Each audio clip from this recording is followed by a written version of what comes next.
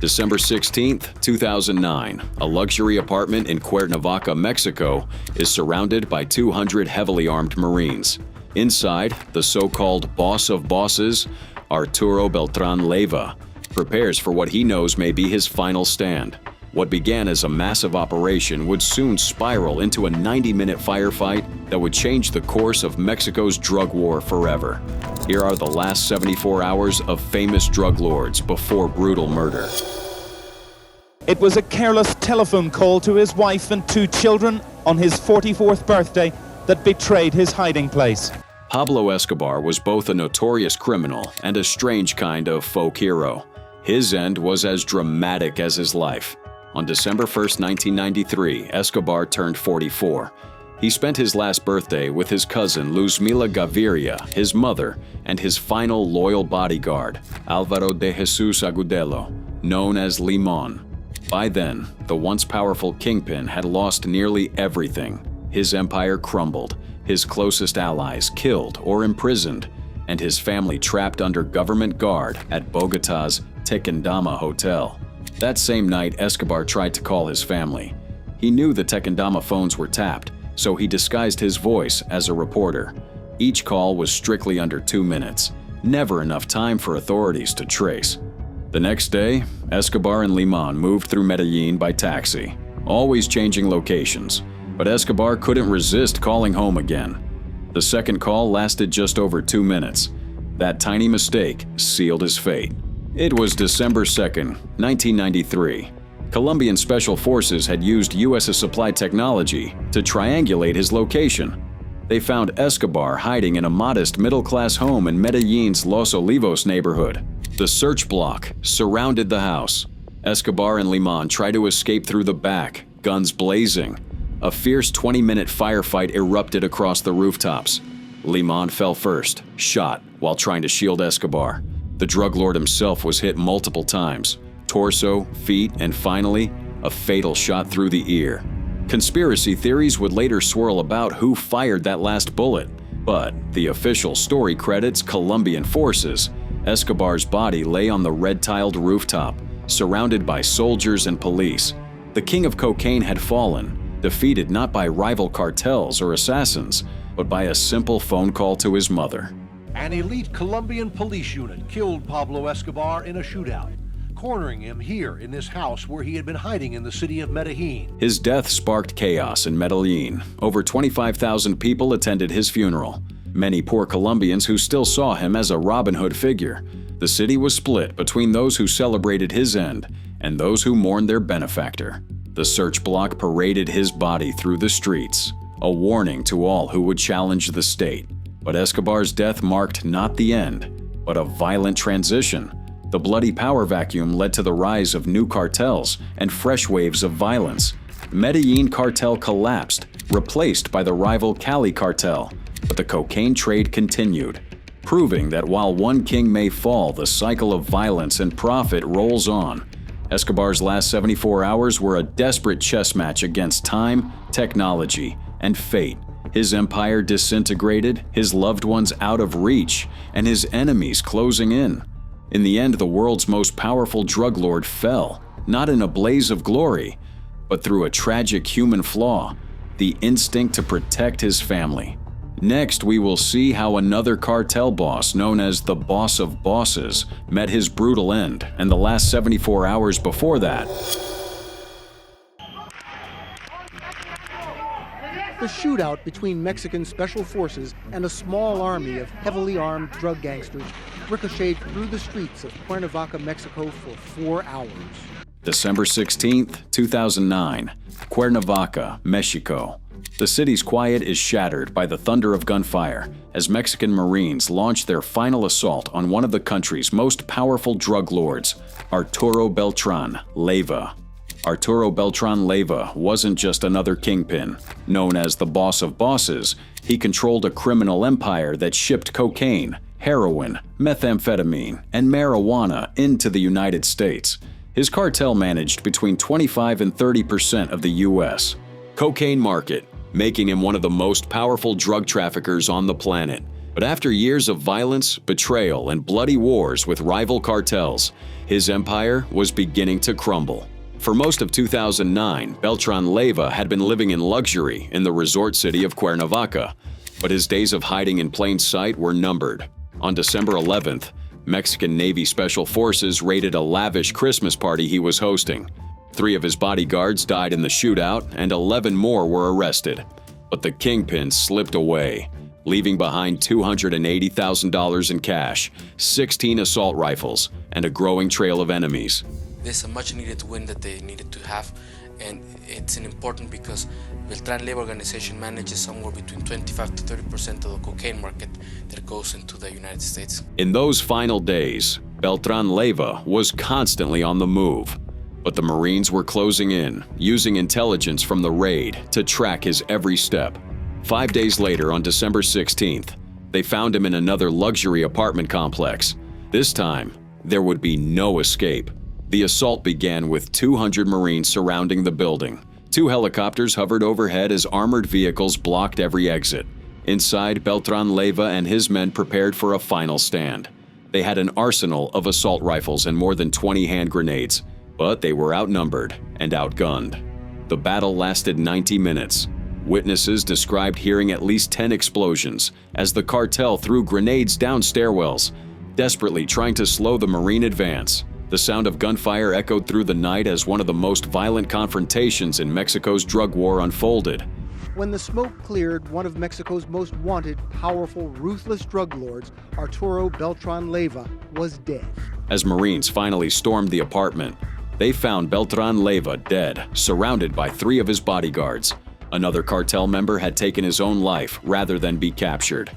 The scene was a testament to the ferocity of the battle. Walls riddled with bullet holes, spent shell casings everywhere, and the kingpin's blood mixing with the cash he'd always prized above everything else. The cost of victory was high. One Marine, Melquisedec Angelo Cordova, was killed during the assault. Just days later, cartel gunmen retaliated by murdering his family, including his mother, at their home. It was a stark reminder that the war was far from over. Beltran Leyva's death didn't end the violence. Instead, it triggered a wave of chaos as rival factions fought to seize his territory.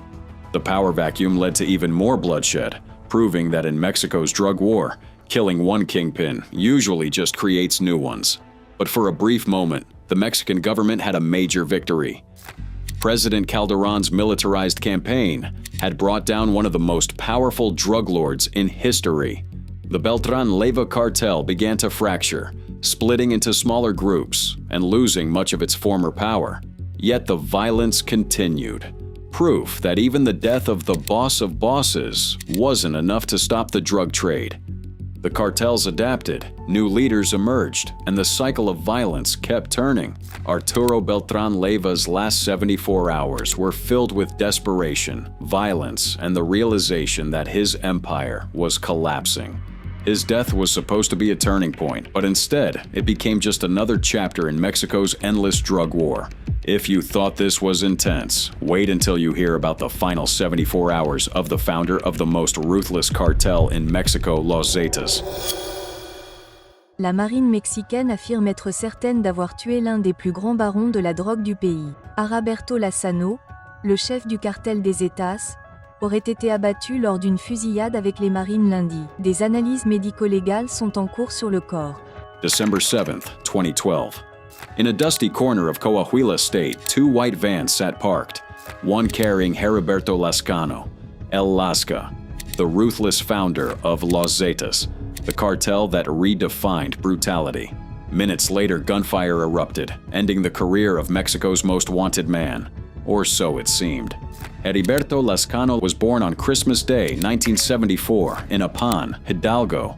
Raised in poverty, he joined the Mexican Army at 16, eventually training with the elite Grupo Aeromóvil de Fuerzas Especiales. By 1998, he deserted and joined Ociel Cardenas Guillen's Gulf Cartel, forming the infamous paramilitary wing, Los Zetas. Under his leadership, Zetas grew from a handful of ex-soldiers into a criminal army spanning 10,000 gunmen, stretching from the Rio Grande to Central America. His signature brutality earned him the nickname El Verdugo, the executioner. Il est connu pour son extrême violence et a été l'un des premiers gangs à exposer publiquement les corps décapités de ses rivaux. Heriberto Lazcano était connu comme le bourreau pour sa brutalité. For years, Lazcano was Mexico's ghost kingpin, known for his discipline, military structure, and low profile. While rivals flaunted wealth, Lazcano moved silently, striking with surgical precision. Under his command, Zetas pioneered public beheadings, acid baths, and other forms of terror, methods that changed cartel warfare forever. By 2012, he was wanted for hundreds of murders, including the assassination of journalist Francisco Ortiz Franco in 2004. Lazcano's last 74 hours began with ominous silence. In Coahuila, whispers spread of military movement and unusual activity. On October 7th, a civilian tip reported armed men at a local baseball game, an odd place for Mexico's most wanted man. As Marines approached, two gunmen inside a white van opened fire.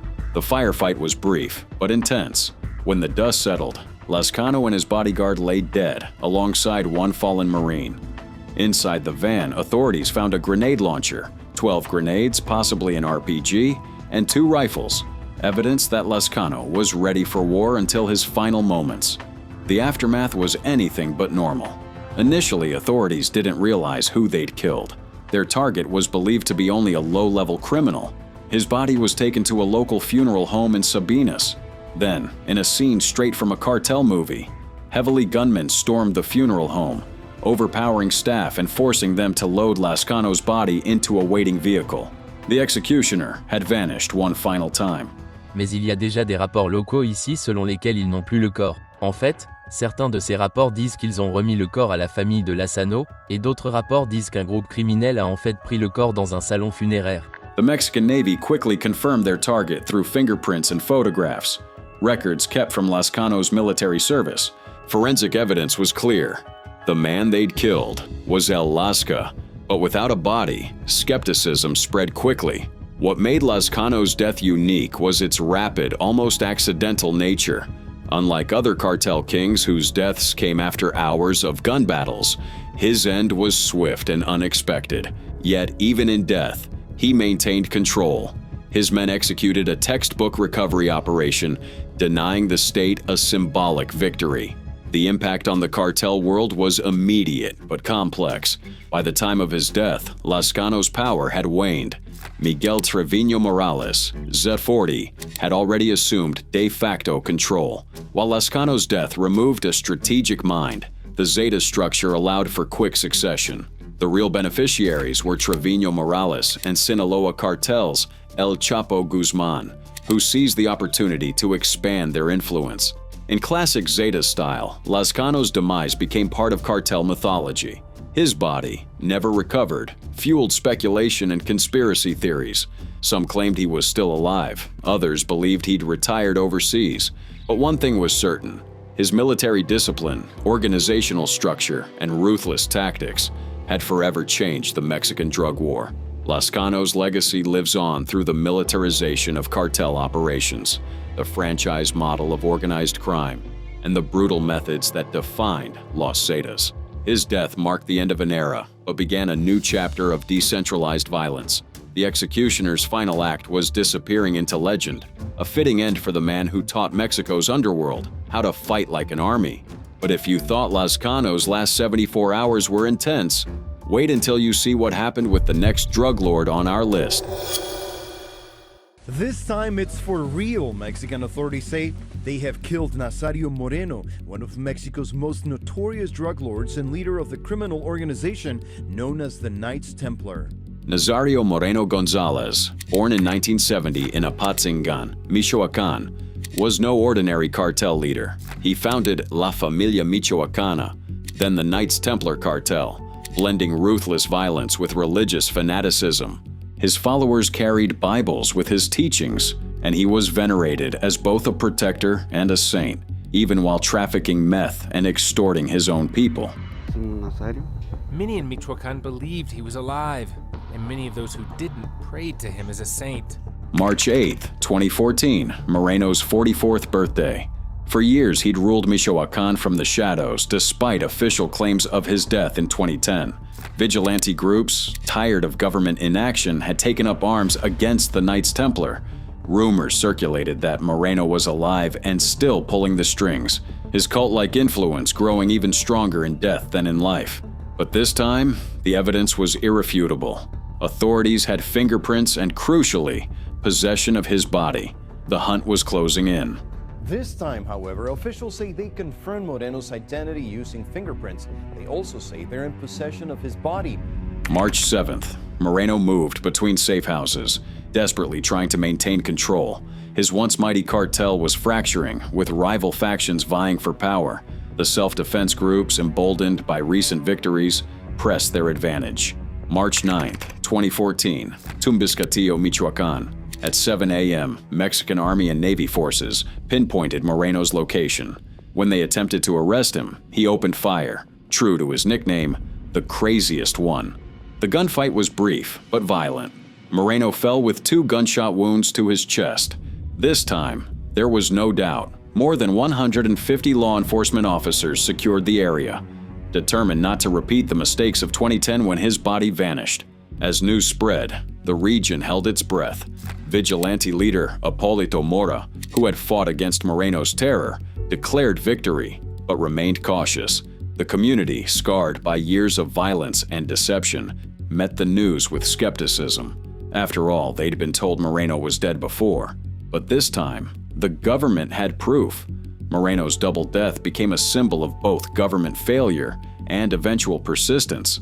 Moreno's death marked a turning point, but the scars of his reign and the culture of violence he fostered remained. The next story takes us to the heart of the Sinaloa cartel to discover what happened in the last 74 hours before the brutal murder of the cartel's third-in-command. The atmosphere appeared tense as Mexican soldiers moved into position Thursday in the western city of Guadalajara. They were going after a top leader of the Sinaloa cartel. July 29th, 2010, dawned like any other hot summer day in Guadalajara. But for Ignacio Coronel, it would be his last. Mexican soldiers moved into position, their faces grim, weapons ready. Helicopters hovered overhead, slicing through the humid air. They weren't there by chance. This was a carefully orchestrated operation targeting the Sinaloa cartel's third-in-command. Ignacio Coronel wasn't just another cartel boss. Born in 1954 in Canelas, Durango, he'd risen through the ranks of Mexico's underworld the hard way. In the 1980s, he led the Juarez cartel in Nayarit under the infamous Amado Carrillo Fuentes, the Lord of the Skies. But Coronel was ambitious. When Carrillo died, he joined forces with El Chapo Guzman and Ismael El Mayo Zambada, helping turn the Sinaloa cartel into Mexico's most powerful criminal organization. By the 2000s, Coronel controlled cocaine routes through 3 Mexican states and dominated methamphetamine production. His influence stretched from Mexico to the United States, Europe, and beyond. They called him the King of Crystal, a title earned through ruthless efficiency and innovation in drug trafficking. But Coronel's empire wasn't just built on business acumen. He was fiercely loyal to the Sinaloa cartel, especially when the Beltran Leyva brothers broke away. That loyalty made him a target, not just for rival cartels, but for the Mexican government. Both Mexico and the United States had outstanding warrants for his arrest. The U.S. Treasury Department even sanctioned him under the Kingpin Act, freezing any assets in American banks. The pressure intensified after April 2010, when alleged Los Zetas gunmen kidnapped and killed his son, Alejandro. Coronel responded with typical brutality, sending over 100 henchmen to kidnap and kill 14 people in retaliation. The violence spiraled, drawing more attention from authorities. By July 2010, intelligence had pinpointed Coronel's location, a mansion in an upscale Guadalajara suburb. The Mexican army prepared for a high-risk operation. They knew Coronel wouldn't go quietly. This was a man who'd survived decades in the drug trade, outlasting rivals and adapting to every threat. The raid began with soldiers moving through residential streets, weapons at the ready. They arrested Francisco Quiñones Gastelum, Coronel's right-hand man, and the only associate allowed in his inner circle. But Coronel himself was prepared. As soldiers closed in, he opened fire, determined not to be taken alive. During this operation, Ignacio Coronel tried to avoid the action by attacking military personnel with gunfire, killing one soldier and wounding another. Responding to the attack, this capo died. The gunfight was brief but intense. Coronel managed to kill one soldier and wound another before he was fatally shot in the head. The operation ended the career of one of Mexico's most dangerous drug lords, but came at a cost. The mansion yielded $7 million in cash, luxury watches, jewelry, and enough firepower to equip a small army. The immediate aftermath was chaotic. The next day, soldiers killed Coronel's nephew, Mario Carrasco Coronel, in Guadalajara. Mario had been raised as his uncle's successor, another link in the cartel dynasty severed. The operation was hailed as a major victory in the war against organized crime, but it also sparked allegations of political favoritism, with some accusing the government of targeting rivals of certain factions. Coronel's death sent shockwaves through the underworld. He'd been a key stabilizing force within the Sinaloa cartel, known for his business sense and strategic thinking. His absence created a power vacuum that would fuel further violence in the years to come. His relatives didn't escape unscathed. In January 2010, several family members were arrested. His cousin Jose Angel Coronel Carrasco was picked up in 2013 as the leader of a Sinaloa-affiliated gang. Another nephew, Gilberto Rodriguez Coronel, was arrested in Durango the same year.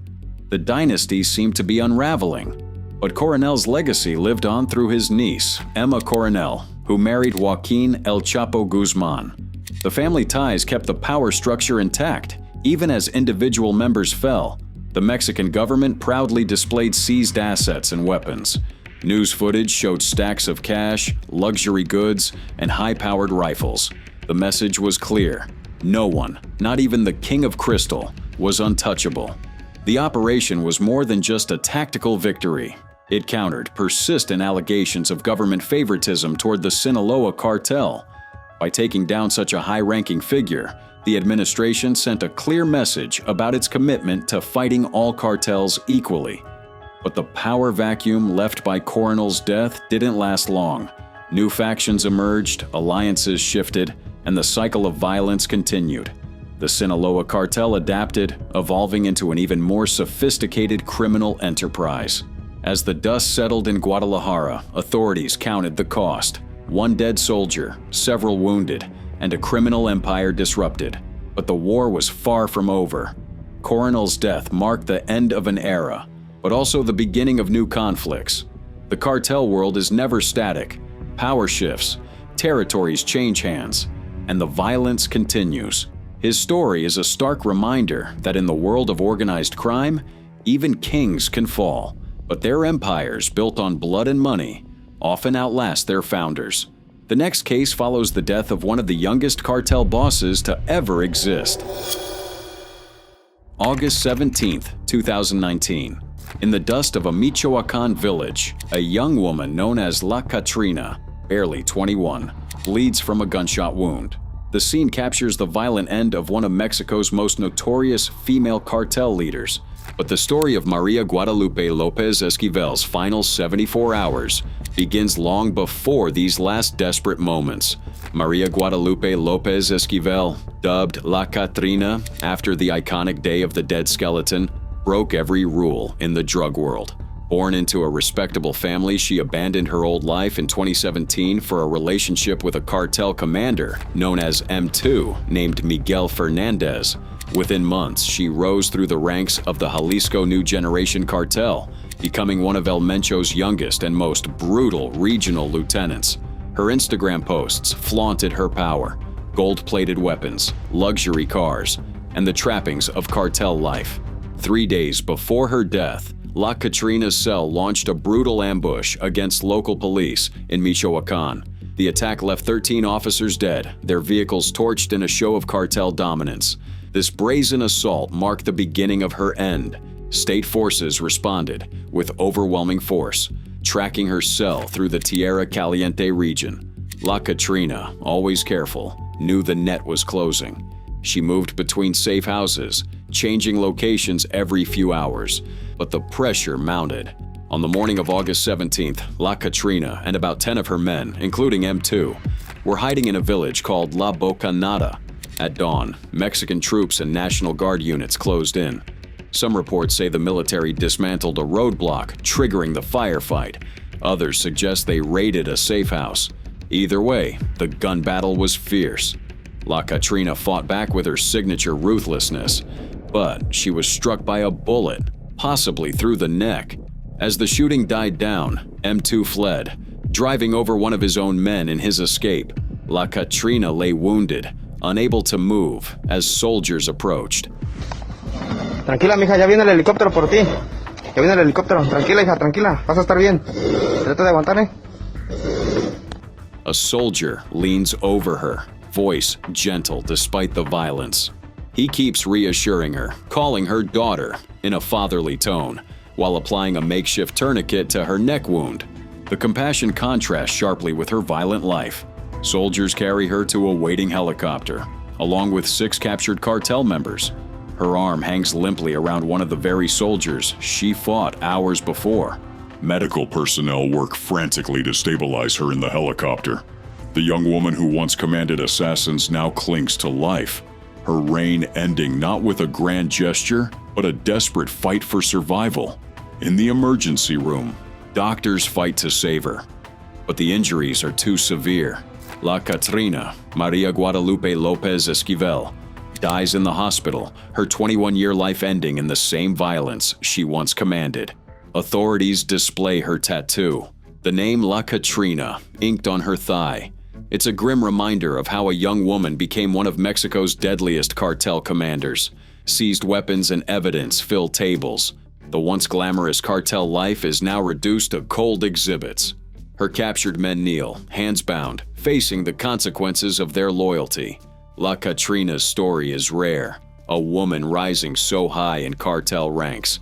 But her end is all too common. Her cell's brutality brought swift, overwhelming force. In 74 hours, she went from commanding assassins to begging for life. Her death sent shockwaves through the CJNG. It showed that not even El Mencho's trusted lieutenants were safe. The $10 million bounty on his head suddenly seemed more attainable, but the violence didn't stop. Instead, it escalated as rival cartels moved to claim her territory. La Catrina died as she lived, surrounded by violence, clinging to power until the very end. Her story became a warning to others, a testament to the short, brutal lives of cartel leaders. The Dame of Death's reign ended not with glory, but with blood and dust in a Michoacan village. But if you think her final hours were intense, wait until you see what happened when another cartel boss faced their last 74 hours. June 9th, 1995. Before dawn, Colombian Special Forces sealed off an upscale neighborhood in Cali. The chess player, Gilberto Rodriguez Orejuela, the brain behind the world's largest cocaine empire, was about to have his final move called.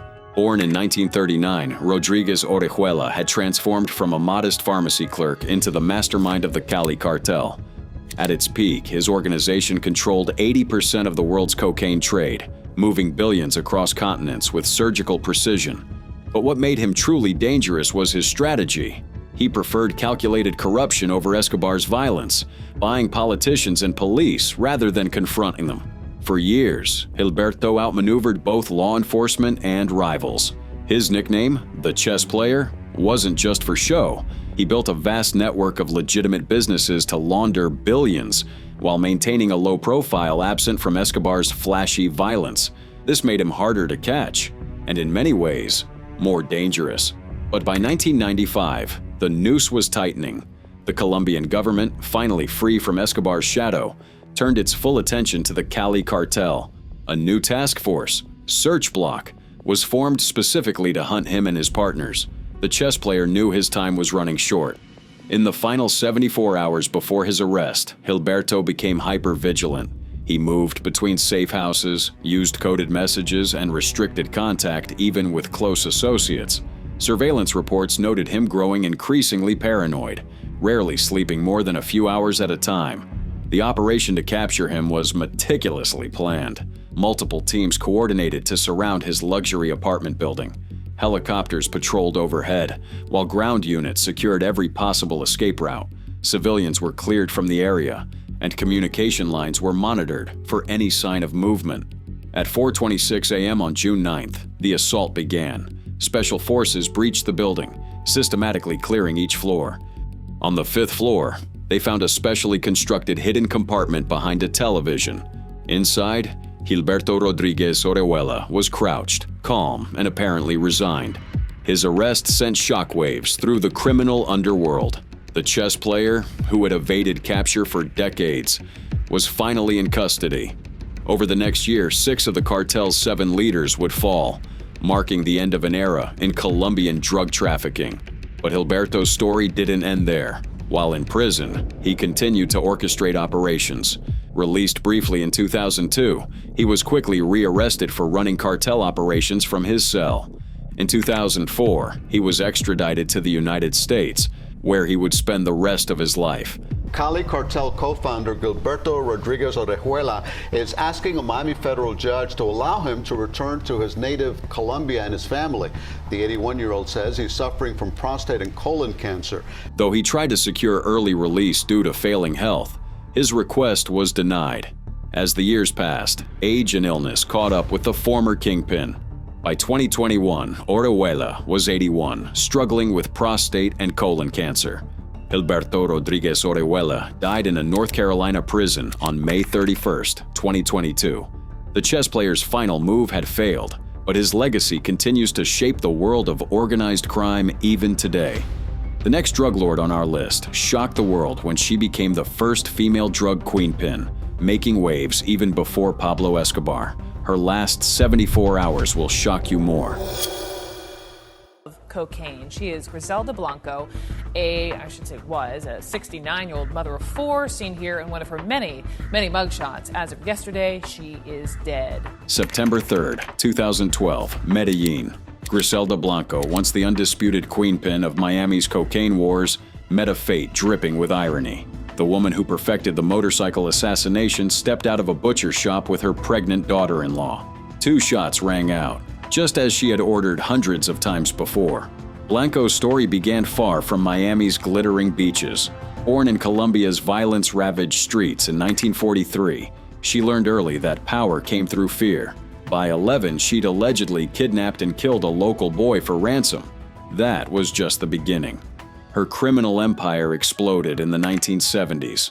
Before Escobar, before cartels became household names, Blanco was moving 3,400 pounds of cocaine into the United States every month. Her network pulled in $80 million monthly, building a vast fortune and a body count to match. But her success came at a brutal cost. Blanco's ruthlessness knew no bounds. Associates estimate she ordered at least 40 murders in the U.S. alone, possibly as many as 200 worldwide. She invented new ways to smuggle cocaine, even hiding it in custom lingerie. Her methods were as creative as they were deadly. The cocaine godmother's reign of terror left scars across 2 countries. She was responsible for the deaths of all 3 husbands, including a dramatic 1975 shootout with her second spouse, Alberto Bravo, in Bogotá. 6 bodyguards and Bravo lay dead. Blanco walked away with a minor wound and total control.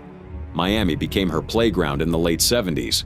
Blanco's hitmen turned the city into a war zone with public shootouts and bold assassinations. The infamous Dadeland Mall massacre marked the beginning of Miami's cocaine wars, a period of violence that claimed hundreds of lives.